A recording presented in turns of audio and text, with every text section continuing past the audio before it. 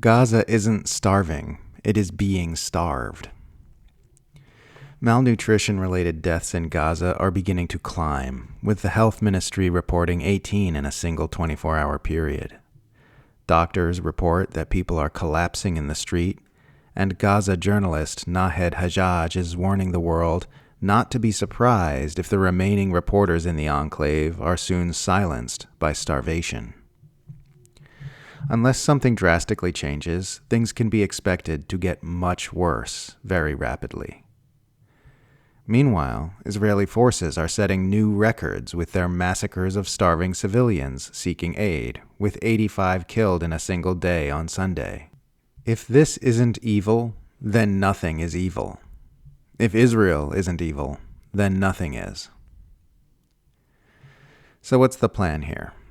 Do we just sit and watch Israel starve Gaza to death with the support of our own governments? And then what? We just go along with our lives knowing that that happened? That this is who we are as a society? That our civilization is comfortable allowing something like this to happen? And that our rulers could do the same thing to another inconvenient population at any time? We're just meant to be cool with that? And go on living like it's normal? I am genuinely curious. How exactly is everyone planning to go about living their lives after that point? How does that work exactly? I'm asking because I don't know. I mean, I know what my own government and its allies should do, but I don't know what we as ordinary members of the public are supposed to do.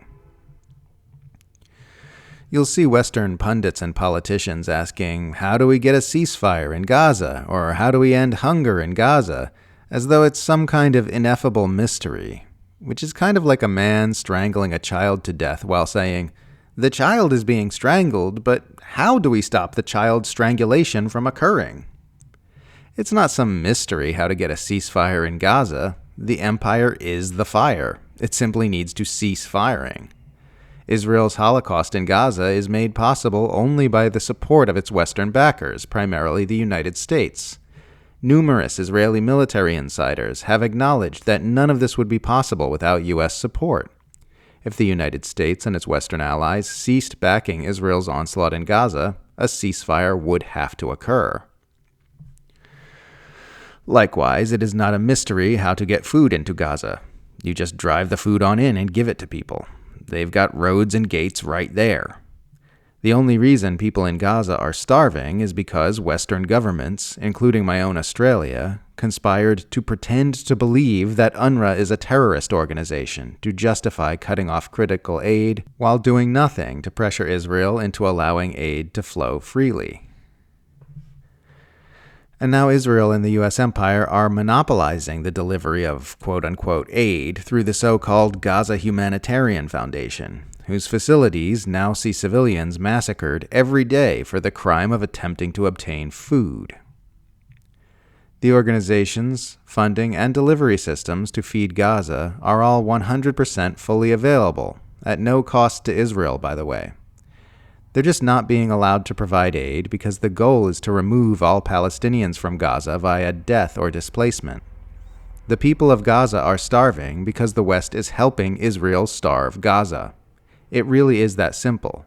This isn't some kind of unfortunate famine caused by a drought or natural disaster. It is a deliberately manufactured starvation campaign, implemented with genocidal intent.